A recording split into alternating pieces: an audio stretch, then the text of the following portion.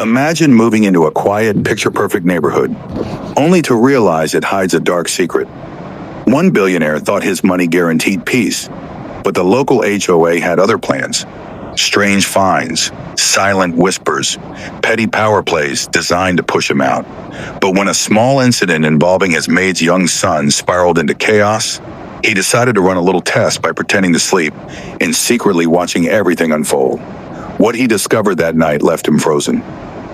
Could one shocking truth destroy an entire neighborhood's facade?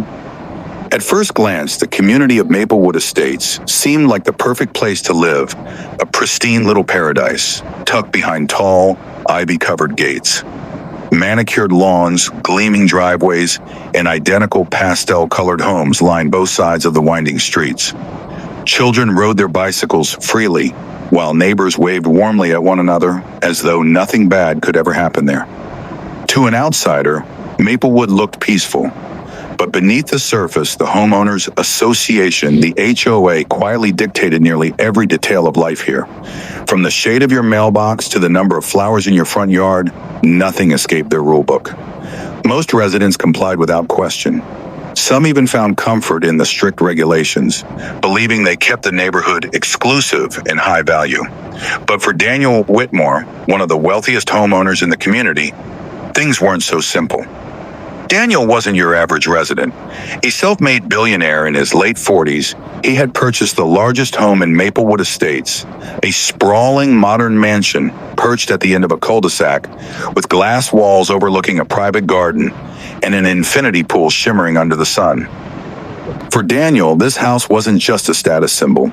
It was meant to be a sanctuary. After years of corporate chaos and endless travel, he wanted peace, a quiet retreat where he could start fresh. Daniel lived there with his longtime maid, Lucia, and her 10-year-old son, Eli. Lucia had been with Daniel for over a decade, helping him manage his properties and personal affairs. Over the years, she'd become more like family than an employee, and Eli, shy, curious, and full of energy, treated the mansion like his playground. For a while, life was calm. But Maplewood Estates had its own hierarchy, a silent, unspoken system of power that went beyond wealth. And at the top sat Margaret Hensley, the HOA president. Margaret wasn't wealthy like Daniel, but she was powerful in her own way. A retired real estate agent with decades in the business, she had built her reputation on protecting the integrity of Maplewood. To her, the HOA's rules weren't suggestions, they were sacred, and anyone who didn't comply was seen as a threat. At first, Daniel barely noticed Margaret's existence. He paid his dues on time, maintained his property, and kept to himself. But Margaret noticed him. She noticed everything: his oversized garage, his high-tech security gates, the tinted glass on his windows, and more importantly, she noticed Lucia and Eli. It started small. A few polite reminders slipped into his mailbox about community standards. A note about trimming the hedges, a warning about excessive vehicle noise after Daniel's new sports car arrived.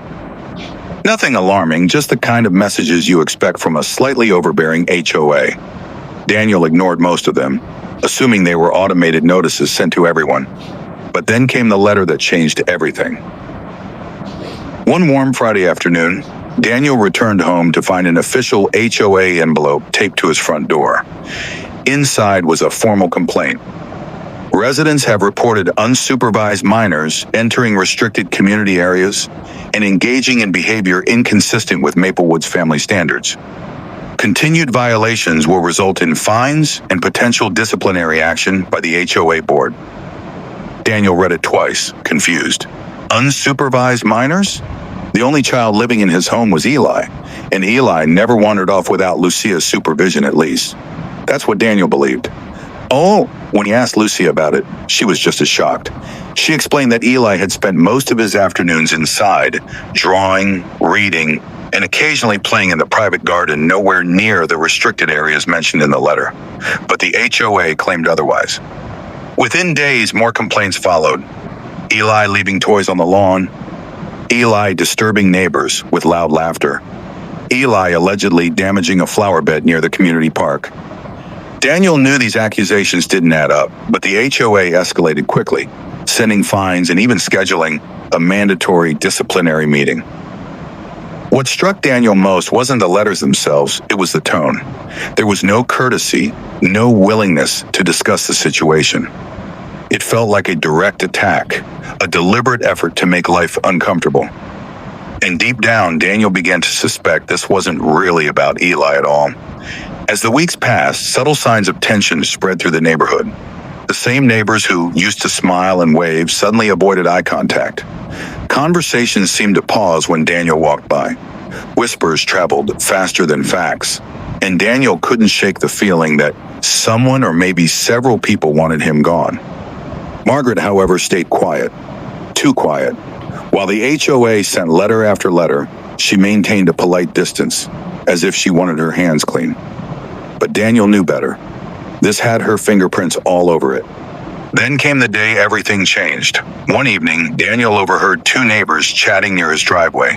They didn't see him in the shadows, but their words confirmed his suspicion. Margaret's planning something big. She's watching him closely. Says his maid's kid is the problem. Says she's got proof. Proof. That word stuck in Daniel's mind like a thorn. If Margaret truly had evidence, what could it possibly be? And then, an unsettling thought crept in.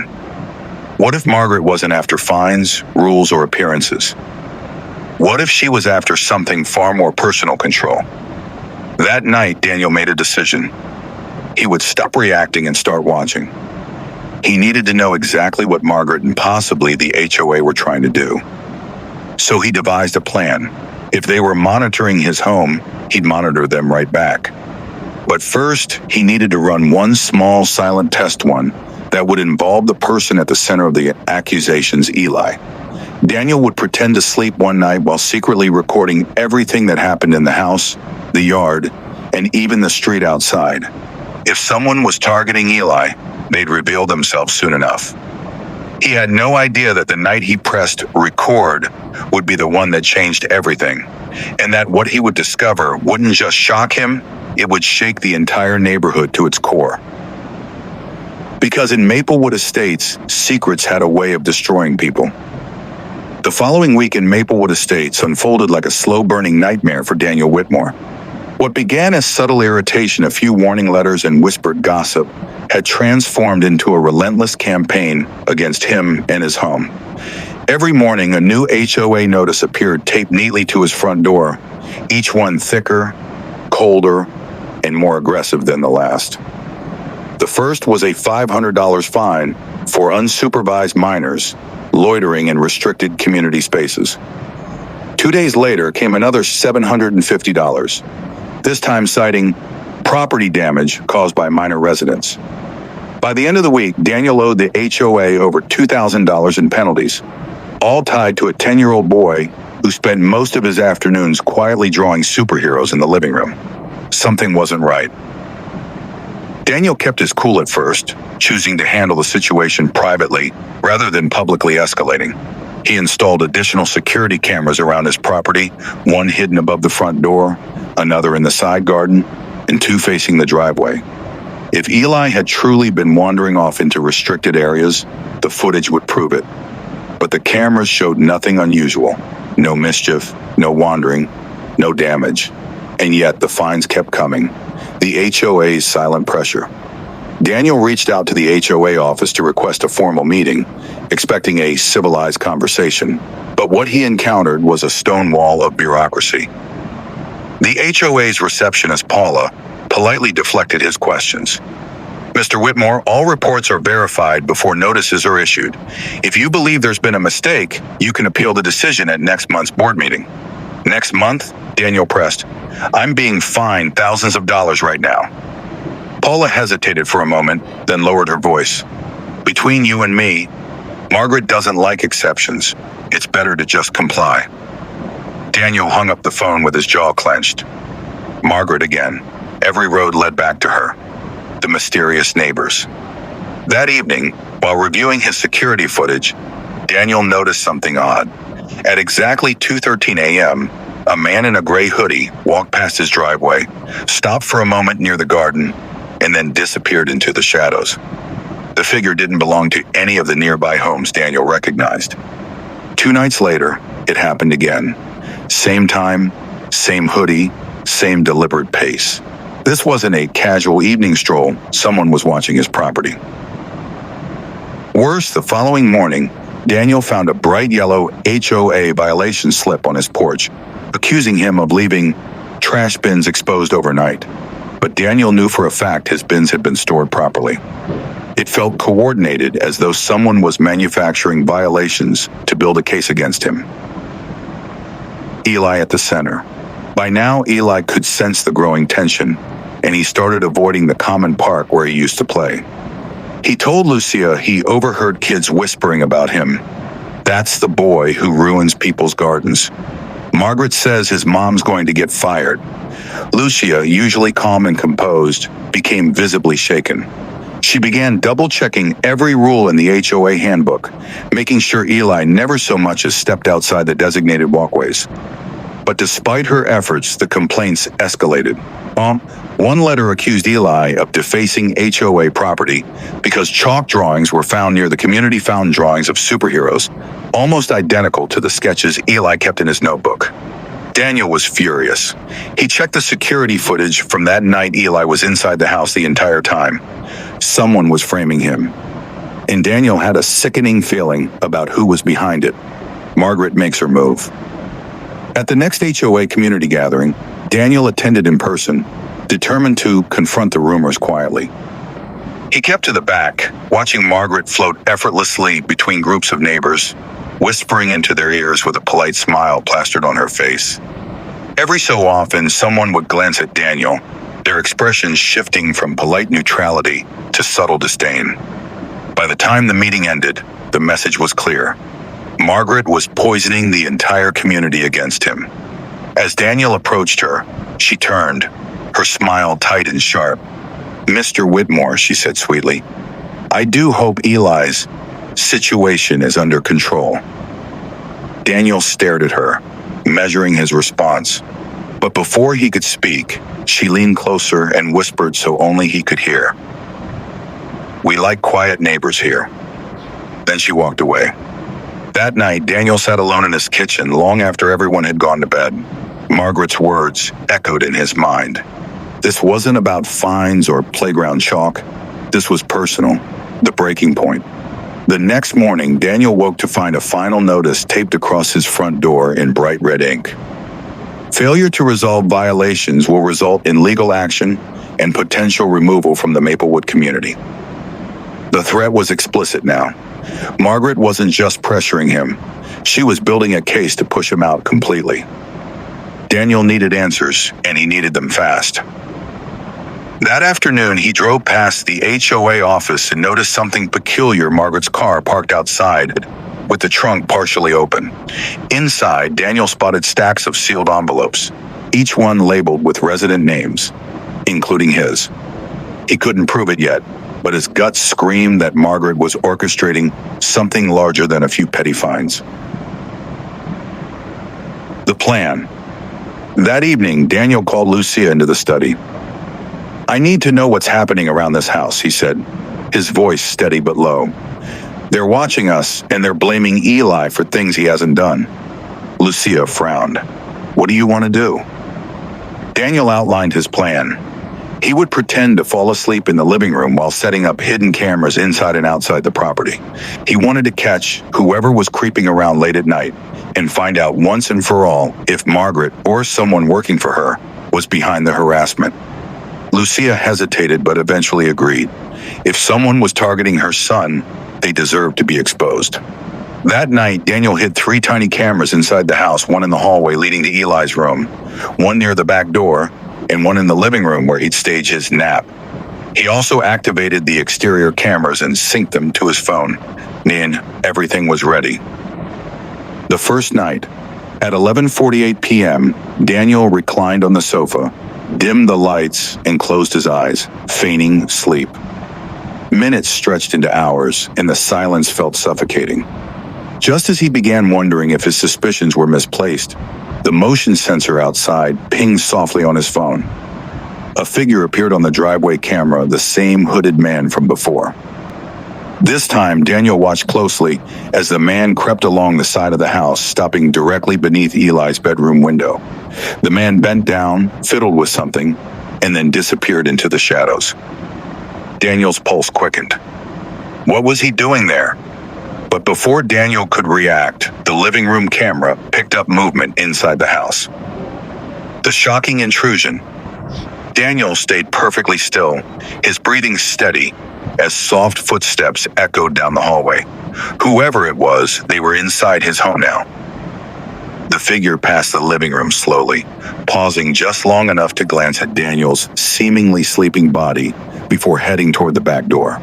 Then, seconds later, a faint creaked the sound of the door opening and closing softly. Daniel resisted the urge to sit up and confront them. He needed the full picture first. The next morning, he reviewed the footage frame by frame. What he saw made his blood run cold. The hooded man had placed a small object under Eli's window.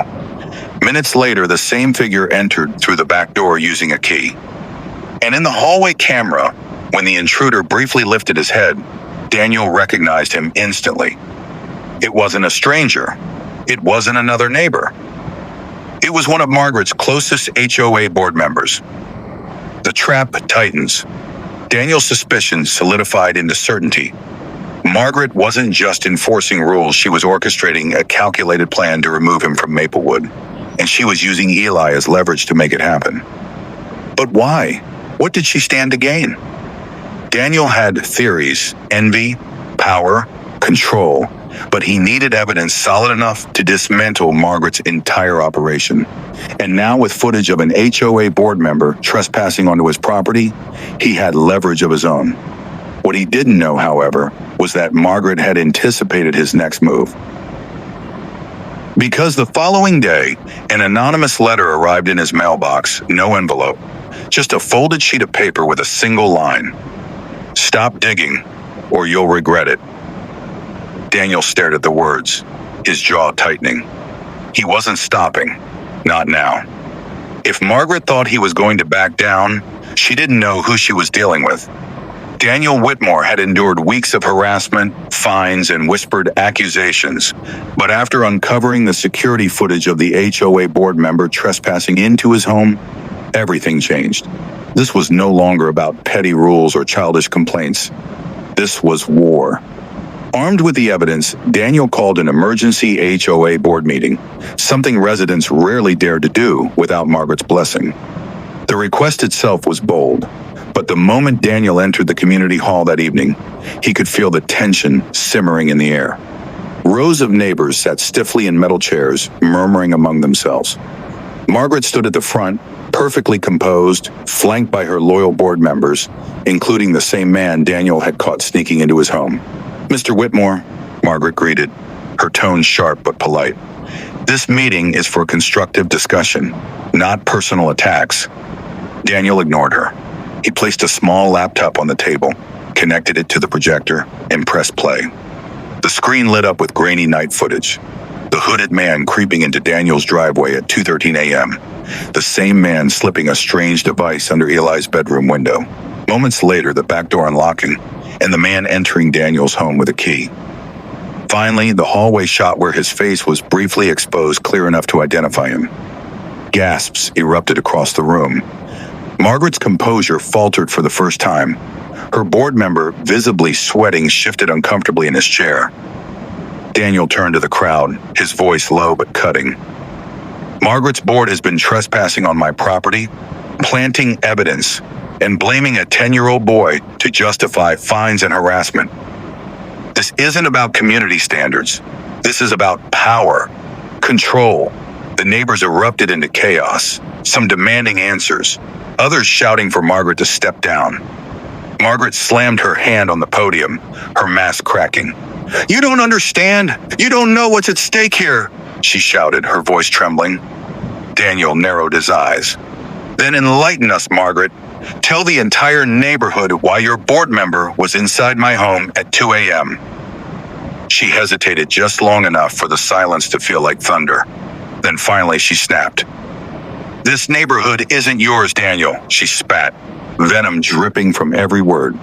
"You think you can buy your way into our community and do whatever you want. But Maplewood Estates belongs to people who care about it. People like me." Her confession only fueled the fire. The crowd turned, demanding her resignation. But before Daniel could declare victory, Margaret smirked a small, unnerving smile and pulled out a folded document from her folder. "You think you've won," she said, her voice suddenly steady again. "But what you don't know is that you signed an agreement when you bought your home. And buried in that agreement is a clause that gives the HOA full legal authority to seize your property after repeated violations. All these fines, all these warnings, they weren't mistakes, Daniel. They were building a case." The room fell silent. Daniel froze, his chest tightening. She wasn't bluffing. He remembered the endless paperwork he'd signed during the purchase. Hidden inside, Margaret had found a legal weapon. For a brief, crushing moment, it felt like she had outplayed him. But then Daniel smiled, slowly, calmly. "I was hoping you'd say that," he whispered. He opened a second file on his laptop and projected another set of documents onto the wall. Bank statements, emails, and legal filings he'd quietly gathered over the past week. The documents revealed that Margaret had been secretly funneling HOA funds into a private investment account tied to a luxury property outside the city. Tens of thousands of dollars missing from the community's budget. A collective gasp swept through the room. Daniel stepped forward, his voice steady now, carrying the weight of every sleepless night and every unjust fine. "You were so busy framing a child. You didn't think anyone would uncover what you were hiding." Margaret's face drained of color. Her board members avoided her gaze. The once unshakable queen of Maplewood Estates had been cornered, exposed not just as a bully, but as a thief. The crowd erupted again, louder this time, demanding immediate answers, demanding Margaret's removal. But Margaret remained frozen, clutching her folder with trembling hands, her perfect world crumbling in front of the people she once controlled. For Daniel, this was the turning point.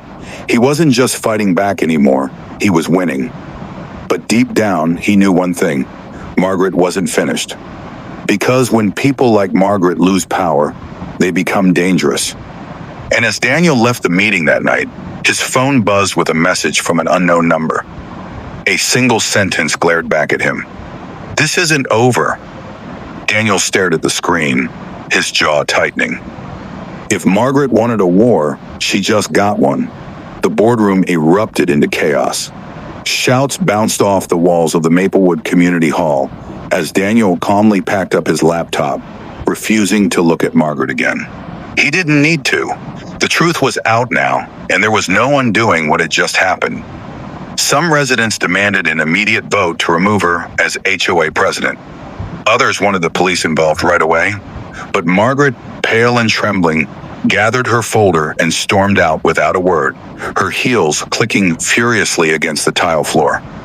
Daniel watched her go, a strange mix of relief and unease washing over him. Innate, he had won the battle. But deep down, he knew the war wasn't over. The fallout begins. Within 24 hours, the entire neighborhood was buzzing. Word of Margaret's embezzlement scandal spread like wildfire, reaching even the furthest cul-de-sacs. For years, she had maintained a perfect public image, the devoted community leader, the selfless volunteer, the guardian of Maplewood's values. Now she was the villain. Residents began combing through old HOA financial reports, discovering questionable transactions and unexplained budget gaps going back 3 years. Pressure mounted quickly, and by the end of the week, the board held an emergency vote. Margaret Hensley was officially removed as HOA president. But Daniel wasn't done yet, taking back control. With Margaret gone, the board was in shambles. Her loyalists, the same members who had trespassed on Daniel's property, tried to distance themselves from her. But the evidence Daniel uncovered was too damning. Daniel, despite his initial reluctance, was nominated to temporarily serve as HOA chair until a permanent replacement could be elected. At first, he declined. After everything he'd endured, the last thing he wanted was to step into the very system that had been weaponized against him. But then he thought of Eli, of the false accusations, the whispers, the humiliation Lucia had endured. If he walked away now, someone else could step into Margaret's role and repeat the cycle all over again. So he accepted. His first act as interim chair was simple but powerful. He ordered a complete forensic audit of Maplewood's finances, hiring independent investigators to review every transaction. Transparency became the new rule. Every resident received full access to board records and financial updates, something Margaret had always refused. Within weeks, the atmosphere in the neighborhood shifted. Residents who had once lived in quiet fear began speaking up. Voices that Margaret had silenced for years finally had space to be heard. Justice for Eli. For Lucia and her son, the nightmare was finally ending. Daniel personally requested that the board clear Eli's name publicly during a special community meeting. On a warm Saturday afternoon, families gathered on the lawn outside the clubhouse as Daniel stepped up to the podium. With Lucia and Eli seated in the front row, he addressed the crowd. Over the past few months, a 10-year-old child was falsely accused, harassed, and framed for violations he did not commit. We now have conclusive evidence proving Eli was innocent all along.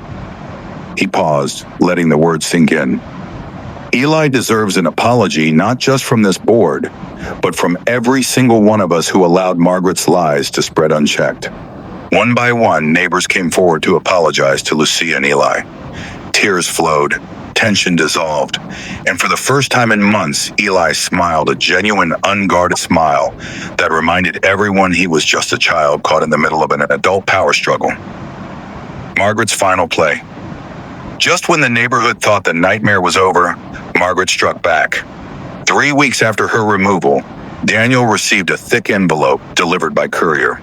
Inside was a lawsuit Margaret was suing him personally for defamation, claiming he had fabricated the financial evidence to destroy her reputation. Daniel could have panicked. Instead, he smiled, because he had anticipated this. Using his considerable resources, Daniel had hired a private attorney and a forensic accounting team weeks earlier. Within days, his legal team filed a counterclaim, not just against Margaret, but also against the board member caught trespassing on video. The court date came fast, and the courtroom was packed with Maplewood residents hungry for justice. Under oath, Daniel's legal team presented an airtight case. The embezzlement trails, the hidden accounts, the fake violation reports, and the late-night intrusion caught on video. Margaret tried to fight, but the weight of the evidence crushed her. The judge dismissed her lawsuit entirely and ruled in Daniel's favor. Margaret was ordered to repay over $250,000 in misappropriated HOA funds, surrender her position on the board permanently, and face possible criminal charges pending further investigation. For Daniel, it wasn't about the money, it was about restoring integrity to a community that had nearly destroyed itself from the inside. A neighborhood transformed. In the months that followed, Maplewood Estates underwent a transformation. The new HOA structure Daniel helped establish replaced strict, punitive rules with a collaborative approach. Instead of surprise fines and secret complaints, residents voted on all major decisions. Financial reports were posted publicly each quarter. The toxic culture of gossip and intimidation began to fade. Even the neighbors who had once sided with Margaret began rebuilding relationships with one another. Block parties returned. Children played freely again. People felt safe. For Daniel, the mansion he once considered a sanctuary finally became one. He no longer felt the constant weight of watching his back. He no longer woke up expecting another notice on his door. Lucia and Eli thrived too. Eli regained his confidence, made new friends, and returned to the community park he had once avoided in fear. But Daniel never forgot the lesson Maplewood had taught him. Sometimes the greatest battles aren't fought in courtrooms or boardrooms. They're fought in silence, in shadows, and in the spaces where power goes unchecked. The unexpected discovery. Months later, while reviewing the results of the forensic audit, Daniel stumbled upon something strange, a series of hidden property records linked to a shell corporation Margaret had quietly formed years earlier. Buried within those files was a shocking discovery. Margaret had secretly been negotiating a private deal with a real estate developer to sell part of Maplewood's land to build luxury condos. The plan? Force out high-value homeowners like Daniel, lower property values, then sell the land at a massive profit. Suddenly, everything clicked: the fake fines, the constant pressure, the smear campaign against Eli. Margaret hadn't just wanted power. She wanted Daniel gone because his property was key to finalizing the deal. This revelation sent ripples of anger through the community. Residents rallied together and successfully filed a class action complaint, ensuring the land deal was terminated permanently. Margaret's name became synonymous with greed and betrayal, a cautionary tale that future boards swore never to repeat. A powerful takeaway. Standing on his back patio one evening, Daniel looked out over his garden, the same garden where months earlier he'd watched a hooded figure creep past Eli's window. The quiet hum of crickets replaced the silence that had once been thick with suspicion and fear. Maplewood Estates was whole again, but Daniel knew there were countless other communities just like theirs, where powerful HOA boards operated unchecked, weaponizing rules and destroying lives behind closed doors. He hoped his story would inspire others to fight back, to demand transparency, to hold those in power accountable.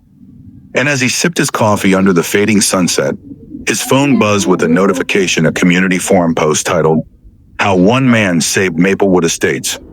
Daniel smiled faintly, knowing the battle was finally behind him. Or so he thought. Because at the bottom of the post was a single anonymous reply. "You may have won, but you've made enemies you can't even see." The war might have ended, but the shadows of Maplewood weren't gone just yet.